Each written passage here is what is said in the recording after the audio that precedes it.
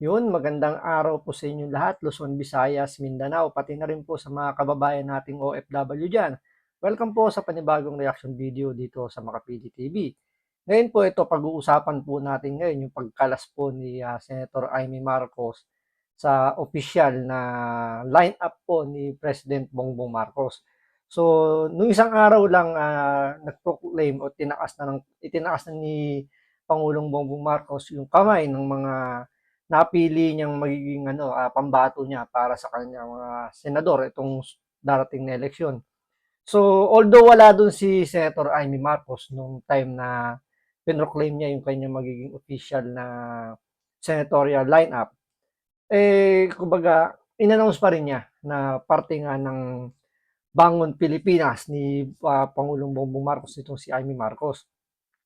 Ngayon, after nang mag-proclaim ito na si Senator Amy Marcos, gumawa na kagad ng ingay para mapag-usapan. Siyempre, ano yan, publicity pa rin yan, di ba? So, good or bad, still publicity pa rin po yun. So, nakukuha pa rin po ng atensyon si Senator Amy Marcos dahil nga sa announcement niya na ito na siya ay kakalas po at tatakbong independent sa darating na eleksyon. So, ito, panoorin po natin itong naging statement ni Senator Amy Marcos para mahimay po natin. Pero bago ang lahat, kung hindi ka pa nakasubscribe sa Makapili TV, baka naman pwedeng pakipindot naman po muna yung subscribe button. At the same time, palike na rin ng mga video. Wala naman pong bayad yan. Kaya pindot na. So ito, panoorin po natin itong balitan to. Itong statement ni Senator Amy Marcos at himayin natin kung bakit ba siya o bakit niya piniling kumalas doon sa senatorial lineup ni Pangulong Bongbong Marcos. So,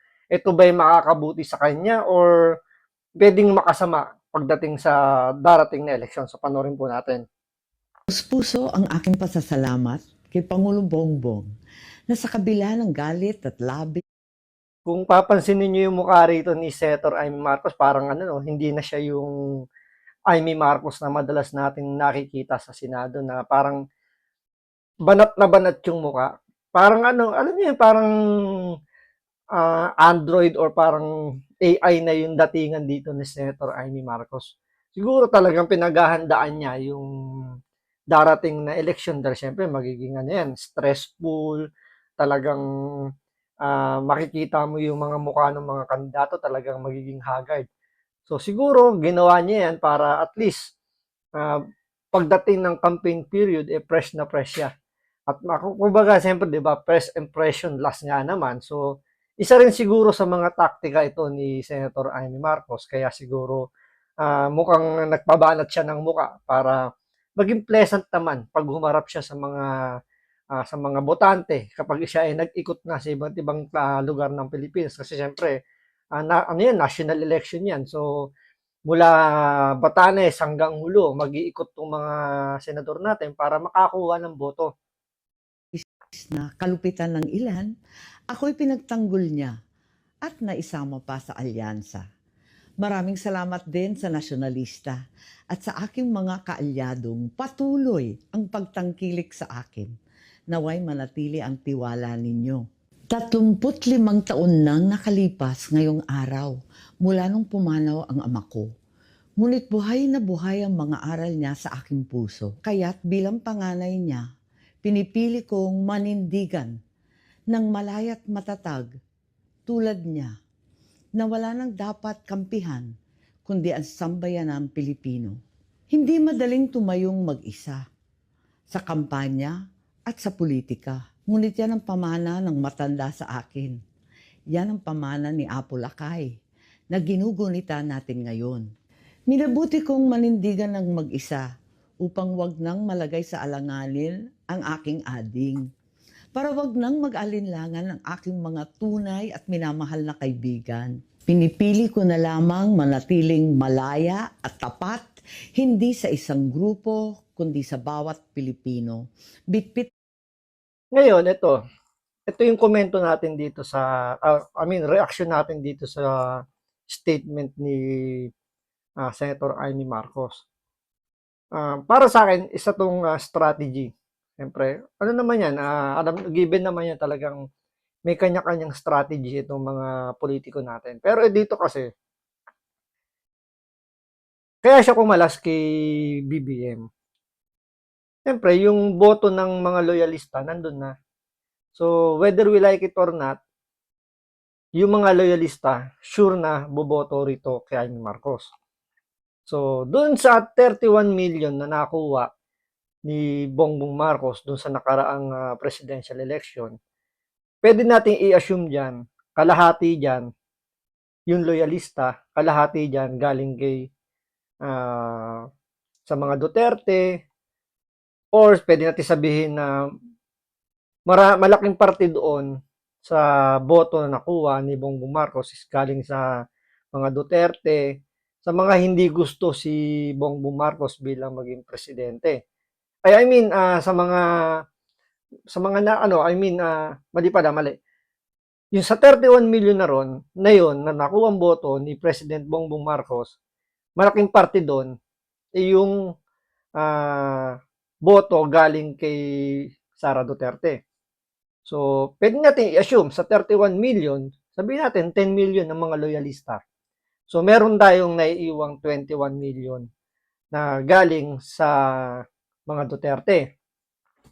So, ang naging strategy siguro dito ni Amy Marcos, since sure naman na yung mga loyalista, siya ang iboboto. Kasi, kung papansinin niyo yung video niya rito, parang ina-assure niya, binibigyan niya ng assurance yung mga loyalista na still, na yung kung ano yung nagustuhan nyo sa pamamalakad ng kanyang ama, ipagpapatuloy niya. Kaya nga siningit niya yung ano ron yung video clip na kasama niya yung tatay niya at yung mga pangaral daw ng ama niya nung sila nagkasama pa or nung nanunungkulan pa si Apo Lakay bilang presidente. So, assurance lang yon sa mga loyalista na still, kung ano yung pamamalakad ng ama niya, ipagpapatuloy niya. Kung ano man yung sinisimulan ngayon ni Bongbong Marcos na maganda, ipagpapatuloy niya. So, doon okay na tayo doon sa mga loyalista. Ngayon, ito na yung target market ni Senator Amy Marcos. Yung kalahating pwedeng mawala doon sa boto, doon sa 31 million na nabudol ng nakarang eleksyon na sinabi naman ni VP Sara na kahit naman siya, 'di ba, humingi na siya ng patawad sa mga miyembro ng KOJC. Siyempre, million din naman 'yun. So, iba yung KOJC, iba yung mga Duterte supporter, iba pa yung mga sabihin natin dito, yung mga hindi gusto si Bongbong Marcos. Yun yung target ngayon ni Senator Amy Marcos. Kaya siya siguro tumiwalag dito sa partido na binuo ni Bongbong Marcos. Siyempre nga naman, do sa 31 million, sabihin natin 10 million nga doon yung loyalista. Kung hindi siya aalis doon sa balikat o sa partido ni Bongbong Marcos, malamang sa malamang hindi siya mananalo. Kasi kung makikita naman natin sa survey, medyo nasa alanganin pa rin naman yung numbers niya kasi I think nasa number 8 to 12 yata yung pwestuhan ni Senator Amy Marcos sa mga lumabas na survey. So, hindi pa safe yun. Ang pinaka-safe lang kasi dyan, I think yung 1 to 5 lang eh. So, yung 6, 7, medyo 70 to 80% lang posible kang makapasok sa Magic 12. Pero pagdating ng 8 to 12, yan yung talagang nasa critical na position. So, yun ngayon yung iniiwasan dito ni Amy Marcos kaya siya tumiwalag kasi binibigyan niya ng pagkakataon or parang sabihin natin part din ng pambubudol. Sabi nga kasi ni BP Sara, 'di ba? Hindi niya tinuturing na kaibigan ang mga Marcos. So, doon sa 31 million na 'yon, kung pipilitin yun ni Amy Marcos na kahit papaano makakuha siya ng boto doon. Kaya ang advantage niya rito, 'di ba, na kumbaga yung tinuturing niyang mga kaibigan. So, isinama niya yung mga kaibigan niyang pwedeng, alam niyo yun, yung kumbaga, nagkakaroon ng alinlangan sa kanya. Gawa nga nung binitawang statement ni BP Sara na hindi nga daw niya kaibigan yung mga Marcos. So, yun yung pipilitin ngayong makuha ni Senator Amy Marcos. At the same time, syempre, yung mga against kay Bongbong Marcos. So kaya nga yung statement niya rito may mga halong banat kay BBM eh. So may pa konti-konting pitik pero ramdam mo na pinipitik-pitik niya yung Marcos administration, 'di ba? Tulad niyan, binabanatan niya si Speaker Romualdez. Binibira niya si Bongbong Marcos kapag may mainit na issue na hindi masyadong napagtuunan ng pansin tulad ng flood control project. So makikita mo yung mga batikos niya doon, yung mga banat niya, is para yung ma-please yung mga hindi gusto si Marcos, tsaka yung mga Duterte supporter.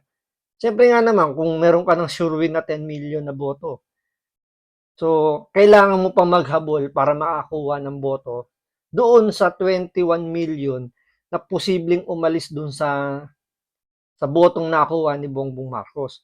So yun yung iniiwasan dito ni Amy Marcos na mawala yung 21 million na yun. So sa kanya, at least makakuha man lang siya ng at least 50%. So additional 10 million yung makuha niya. So kahit papaano, papasok siya doon sa margin ng Magic 12 ng ng senatorial slate na yon. So hindi na importante rito kung ano yung iisipin ng tao dahil sa pagkalas niya dito sa grupo ni Bongbong Marcos. Siyempre, kung isipin mo nga naman, yung pag-alis niyang to, malaking dagok to doon sa alyan o sa grupo ng Marcos administration. Siyempre, isipin nila, bakit umalis si Amy Marcos? So, pwedeng bigyan ng ibang kahulugan yun tulad na lang yung sinasabi nila na may problema itong si Senator Amy Marcos tsaka si Lisa Marcos, yung si First Lady.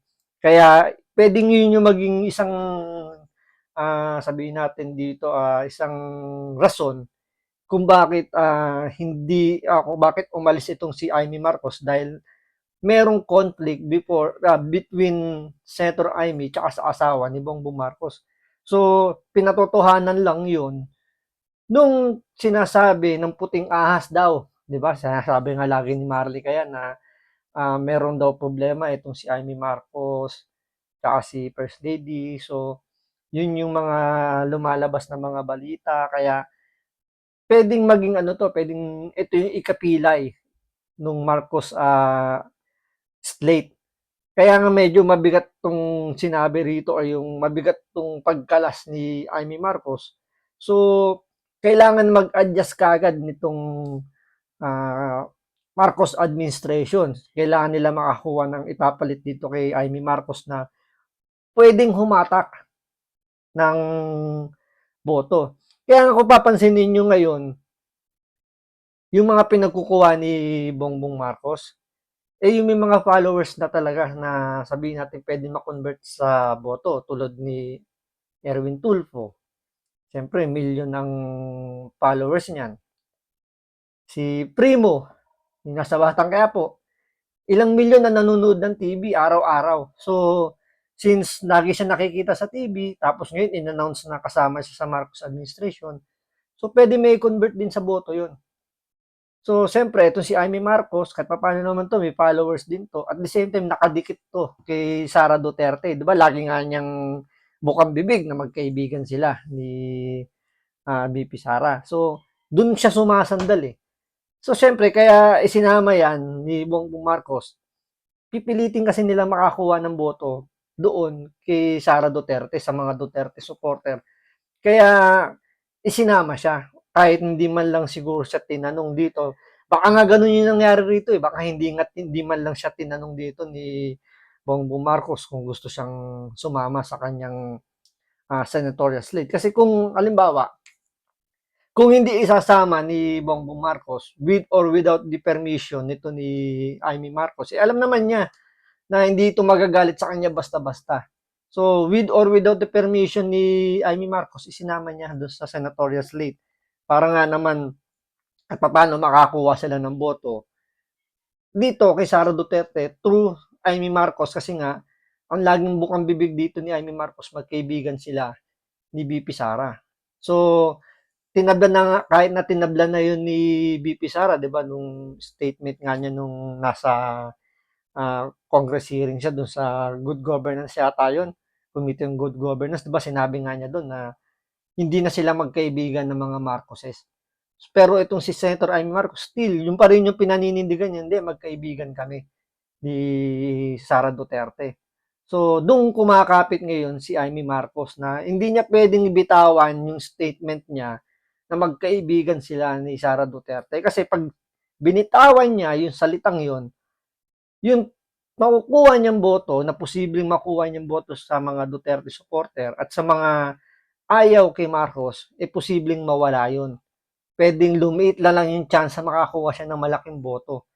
So kung may makuha man siyang boto ron, baka ilan na lang. So baka hindi sumumpat yun para ipanalo siya ngayong darating na senatorial election. So malamang sa malamang ang yung galaw dito ni Amy Marcos para sa ano to, para maka-attract siya or makadagdag siya ng boto dahil alanganin yung nakukuha niyang boto pagdating sa mga survey. So nasa bingit ng alanganin siya, kaya kumbaga parang magiging ano niya rito, isasangkalan niya yung yung pagsama sa kanya sa Marcos Late. So kahit alam niyang ano yun, magiging dagok yun sa Marcos slate, still kailangan niya i-survive yung sarili niya kasi si Marcos naman nandiyan pa ng 3 taon eh. So kung hindi siya mananalo ngayong eleksyon, maiiwan yung kapatid niya.